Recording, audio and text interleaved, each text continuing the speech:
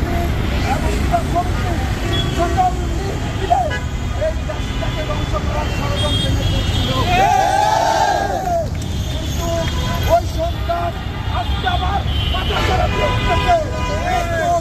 স্পষ্ট কথা বলে দিতে চাই, বিএনপির পক্ষ থেকে বিএনপির সকল অঙ্গ সংগঠন, ছাত্রদল, যুবদল, স্বেচ্ছাসেবক দল, শ্রমিক দল, জাতীয় দল, সকলের পক্ষ থেকে স্পষ্ট একটা বার্তা দিতে চাই, কোন বোমা বাঁচতে যেখানে পাবে সেখানে প্রতিহত করবে।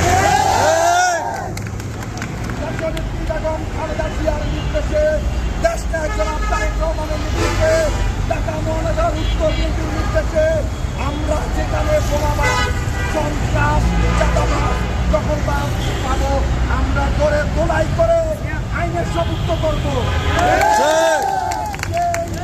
জঙ্গিবাদদেরকে বলে দিতে চাই, যে নিষিদ্ধ সংগঠনদেরকে বলে দিতে চাই, বোমা মারার মতো যদি আমরা যদি